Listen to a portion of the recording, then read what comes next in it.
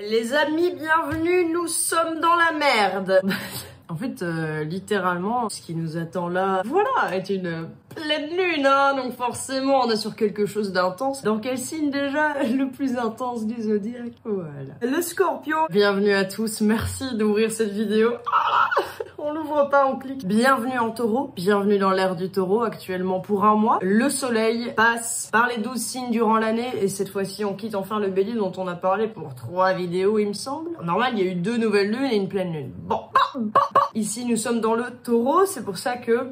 Joyeux anniversaire, mes chers taureaux. Les amis, le taureau est une énergie de terre, la première de l'année. On a fêté le nouvel an avec du feu. On fête maintenant plus le nouvel an. Faut arrêter. Calmons-nous, ça fait déjà 2 fois. Dans cette énergie de terre qui est le taureau, merci. Une fois qu'on est passé par le feu du bélier dont on a suffisamment parlé durant un mois, nous pouvons enfin attaquer l'énergie suivante. Nous sommes prêts à passer un peu plus de terre. Nous sommes prêts à passer du bélier fonceur qui nique des mers pour arriver au taureau. Les amis, une pleine lune, c'est un impact énergétique contradictoire, bouillonnant. C'est une opposition entre l'inconscient et le conscient. Comment vous voulez gérer ça en tant qu'humain?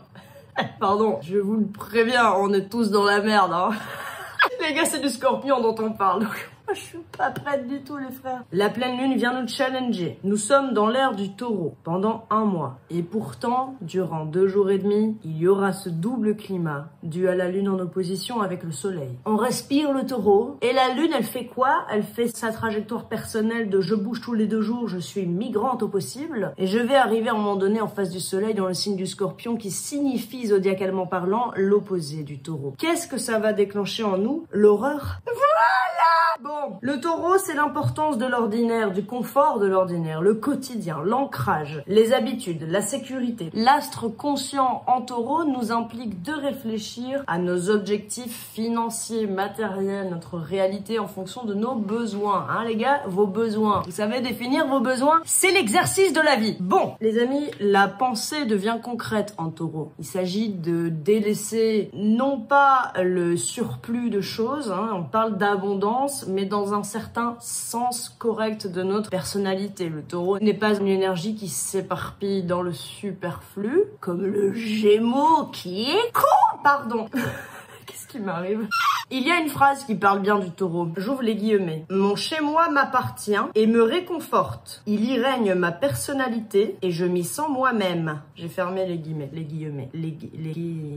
Bon, pendant un mois, il va falloir travailler à ce qui nous fait du bien. L'état du taureau fait écho avec le printemps. La célébration de la nature qui tend vers l'abondance. Tout ça dans un sens pour nous. Le taureau s'ancre. Le bélier se découvre lui-même. Il fonce en disant « Putain, je suis vivant, je suis un être, j'ai des objectifs et bien, let's go! Le taureau, il se dit, au lieu de sprinter comme ce gros con, je vais pratiquer ce qu'on appelle l'endurance. Je vais m'installer, je vais faire fleurir ce que je possède. En face de la lune, il n'y a pas que le soleil. Il y a toute une forme de surplus de planètes qui nous provoque encore plus de merde dans la gueule à gérer. Voilà! Il y a quoi en taureau? Il y a Uranus. Les amis, Uranus, il faut en parler. Je suis désolée pour le nombre incalculable d'ambulances que nous entendons dans chacune de mes vidéos. Je vise à côté de la morgue. Non, je sais pas. Prions pour eux. Il faut savoir que Uranus est la planète du futur, de l'innovation. C'est la planète maîtresse du Verseau. Le Verseau, énergie d'avant-gardisme et qui a pour but dans le zodiaque de trouver les idées. Uranus gouverne l'énergie du Verseau qui a pour but dans le zodiaque d'aller trouver les idées un peu avant tout le monde pour inventer. Le Verseau, c'est celui qui invente. Par exemple, le Scorpion, c'est celui qui détruit pour faire renaître.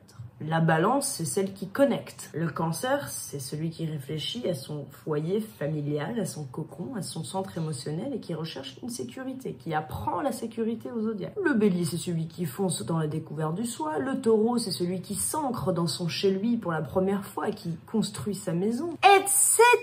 Les amis, le zodiaque est magnifique. C'est fou de faire ça. Ça fout là. Uranus est la planète qui gouverne l'énergie du Verseau. Donc Uranus, conjointe au soleil dans le signe du taureau, taureau. Uranus nous demande d'innover tel un Verseau dans l'idée du taureau. Qu'est-ce que ça veut dire? Rien du tout. Je rigole, ça veut dire quelque chose. Ta gueule. Il est probable que ce qui fonctionnait auparavant ne fonctionne plus. Ça, c'est important. Donc, toujours dans ce mood du taureau, excusez-moi pour cette queue.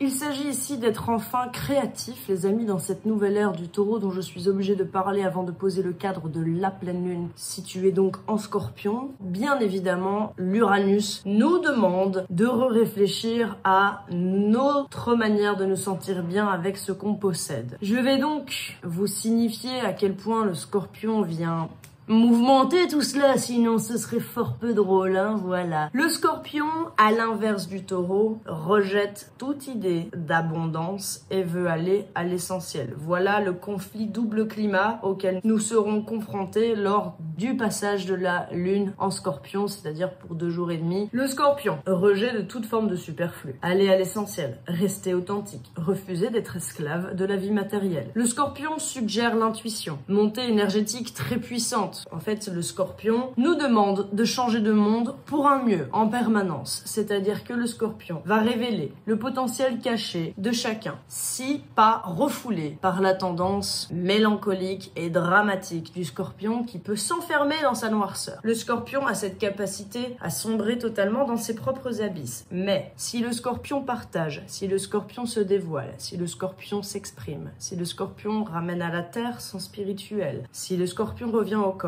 le Scorpion aide tout le zodiaque à accéder à la vérité pure et seul lui en est capable. La vérité pure, les amis, nous en avons besoin justement pour accéder à ce que nous demande de travailler Uranus conjoint au soleil en taureau. C'est le Scorpion qui va nous faire comprendre ce qui ne fonctionne plus, ce qui doit être épuré. C'est ce dont on parle depuis le début de l'année avec Pluton, etc. Et je vous en parle dans toutes mes vidéos que Pluton a ce pouvoir-là en ce moment de nous demander de quitter les situations les plus énergivores, les plus dysfonctionnantes qui jusque-là fonctionnaient encore, mais maintenant ça y est. Et le Scorpion va venir titiller ça, va venir remuer ça, surtout pour ceux qui sont composés d'eau dans leur thème astral et encore plus de Scorpion. Attendez-vous à un certain remous émotionnel. Il va falloir canaliser cela, tout comme il faut canaliser le feu du Bélier lorsqu'on est en pleine lune, Bélier et Balance, parce que ici le Scorpion Taureau va nous mettre dans ce double climat de terre, de posage d'ancrage et de perception de la vérité pure qui est l'unique chose essentielle à regarder selon le Scorpion et il nous sert à ça. Le moment du transit de la lune en Scorpion, c'est une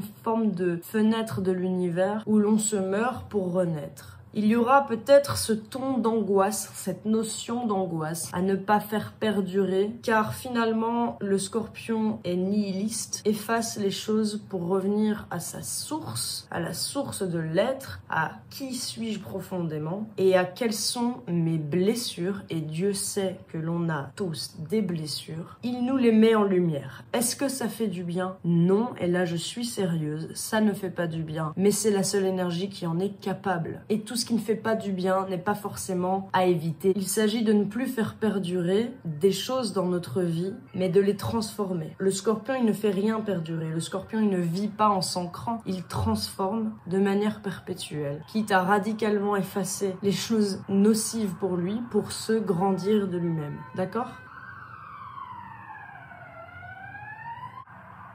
C'est globalement terrible, hein, ce climat de mort.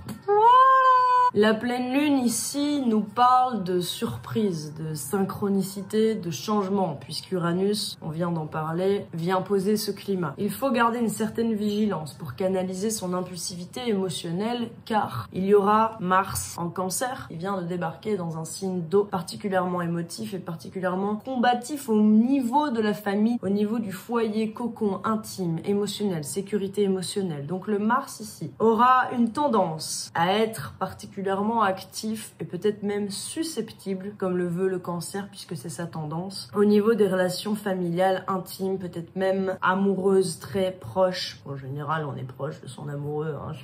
Il faut savoir que ce Mars en Cancer est également appuyé d'un Mercure rétrograde en Taureau qui invite à l'introspection maximale et nous invite donc à ressentir une forme de communication peut-être plus difficile à opérer, peut-être plus difficile à mettre en relation avec les autres, ce sera un moment de communication interne, de remise en question. La rétrogradation de Mercure donne un peu ce climat d'avoir tendance à oublier des choses, oublier des événements, oublier de foirer un peu ce qu'on était censé faire ou de mal exprimer quelque chose. Ici, il s'agit de s'exprimer auprès de soi, de réfléchir à l'intérieur de soi, de ne pas forcément être proactif dans une communication, surtout qui serait importante à la limite. Donc avec un Mars en Cancer, qui donc Mars se bat vers l'idée du cocon et l'idée des ressources intimes, attention à cette susceptibilité, attention à votre rapport aux autres, surtout dans ce climat pile de 2 jours et demi en pleine lune en Scorpion, où nous serons remués par nos propres vérités, alors que le Taureau, Soleil en Taureau, nous fait aspirer à un certain calme, un certain repos, une certaine appréciation du chez-moi. J'apprécie être ici. Voilà où nous en sommes, les amis. Le Scorpion, donc, sa force, c'est qu'il se doit de partager et de rester au contact de la Terre pour pouvoir s'élever. Et il est chargé de demander au corps d'accepter le spirituel, de tout faire redescendre pour s'ancrer à nouveau. D'accord? Le Scorpion nous suggérera donc des émotions lourdes, puisque le Scorpion est un signe d'eau et qui, en plus, est fixe. Je rappelle, il y a par élément, eau, terre, air, feu, à chaque fois 3 signes par élément, et il y en a un cardinal qui entame la saison, un fixe au cœur de la saison en question et un mutable qui fait le switch avec l'autre saison. Le Scorpion est le signe d'eau fixe, chargé de la mémoire émotionnelle, chargé de la mémoire du passé, la mémoire des émotions. L'eau, en tant que signe fixe, crée la persistance émotionnelle, la persistance du passé, la persistance des mémoires. Donc il se peut, les amis, lors de ce climat de pleine lune de fucking Scorpion de la Cuenta, que nous soyons sujets à des remontées du passé, proche ou lointain, en tout cas de ce qui fait le plus mal actuellement dans votre vie, que ça remonte un peu. Attention à ces remous émotionnels, mais vivons-les. Les amis, Mars en Cancer, j'en reviens dessus, c'est la famille, c'est la justice sur le plan émotionnel. Donc cette susceptibilité-là, relationnellement au cocon, c'est un Mars motivé sur ces plans-là. Le Cancer, c'est un signe très conservateur qui est exacerbé par la pleine lune puisqu'il est dans un signe d'eau, le signe est en effet cardinal des signes d'eau, et qui en plus est en carré avec notre ami Pluton, qui gouverne cette pleine lune puisque c'est la planète maîtresse du Scorpion dans lequel siège la lune dont on parle actuellement. Comprenez ou pas les termes astrologiques, comprenez au moins que nous sommes tous dans la merde. Je rigole, nous sommes tous sujets à une période dont l'intensité est forte, surtout après tous ces changements mis en place en ce début d'année zodiacale. Je le vois dans la vie de chacun de mes comparses de terre autour de moi et en moi-même. Je peux le voir, les choses bougent, les choses vont vers un sens logique. Il faut savoir que les nœuds lunaires actuellement, vous savez, le nœud lunaire sud et le nœud nord est un axe très important. Le nœud lunaire sud est celui qui représente nos acquis, ce qu'on a déjà établi, ce avec quoi nous démarrons dans la vie, et le nœud lunaire nord représente ce vers quoi l'on tend, ce vers quoi l'on se doit d'aller pour guérir. Les nœuds lunaires sont en rétrogradation depuis un moment, vont bientôt revenir à l'axe bélier-balance, mais actuellement sont encore dans l'axe taureau-scorpion, ce qui amplifie encore plus le mood de la nouvelle lune. Pour couronner le tout, puisque l'on s'amuse extrêmement beaucoup à parler de cela, le carré entre Vénus et Neptune va être important. Vénus, planète d'affection, d'amour, de tendresse, d'abondance, de financière, de bonheur, est en dissonance avec une planète qui se veut d'apporter une forme de flou, très connectée à une spiritualité, très connectée à ce qui est invisible, intouchable, insaisissable. Neptune, planète maîtresse du poisson, donc parfaitement dans sa bullasse des Zeus. Évidemment, Vénus carré Neptune, attention, en fait, au niveau affectif ici,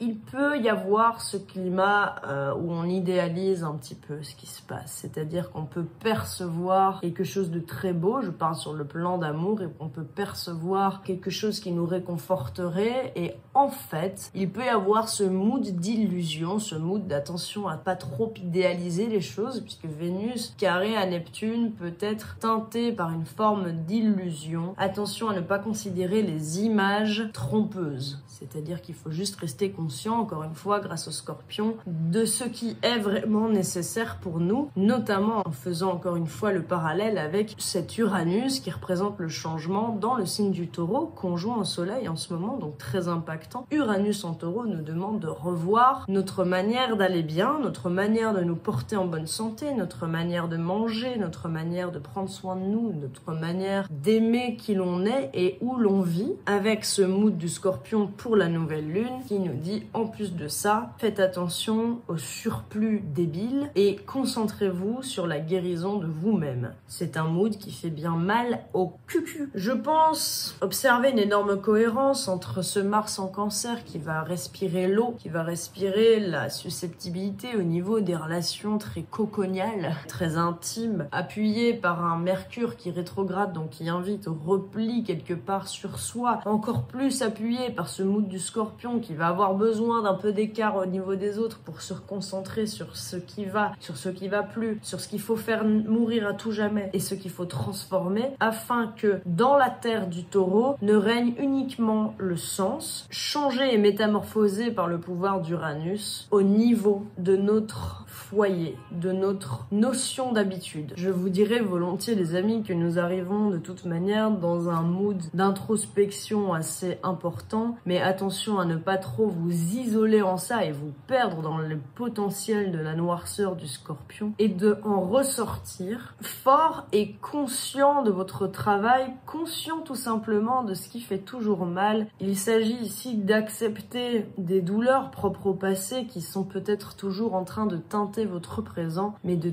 toute évidence, le zodiaque avance, de toute évidence, le ciel évolue, de toute évidence, vous avez envie de vivre et vous êtes prêt à vous affronter vous-même. Servez-vous de la rétrogradation de Mercure pour ne pas trop vous pousser en avant et être proactif. Nous sommes plus dans une énergie de feu, nous sommes dans une énergie terrienne. Ça ne veut pas dire ne plus aller vers l'extérieur, ça veut dire bien réfléchir en soi, surtout dans 2 jours et demi où nous serons peut-être très chamboulés, donc c'est peut-être pas le moment d'opérer à des communications qui seraient très houleuses de toute évidence, que ce soit dans les relations intimes, familiales aussi bien sûr, et dans toute forme de relation. Servez-vous de ce mood intérieur pour en ressortir plus prêt à affronter les changements qui sont en train de gouverner l'esprit dans lequel la Terre se retrouve au centre de tout ce sens astrologique. Nous sommes partis pour une 30aine de jours en Taureau depuis déjà un moment et la Lune est pile en plein cœur du Scorpion. Ceci est intense, mais ceci est donc extrêmement bénéfique pour entamer la poursuite de vos remises en question précédentes, dernières. Il s'agit ici de démarrer des aventures a posteriori de cette pleine Lune. N'ayez encore une fois toujours pas peur d'avancer et de changer, puisque de toute manière, des choses doivent toujours mourir pour se faire renaître. Il ne s'agit pas de masochisme, il s'agit ici d'arriver parfois à être plus piquant avec soi-même, d'arriver à être plus cru dans son rapport aux autres. Il s'agit de respecter vos propres besoins, votre propre vérité à vous, qui vous regarde. Je vais maintenant vous lire un texte très important pour moi,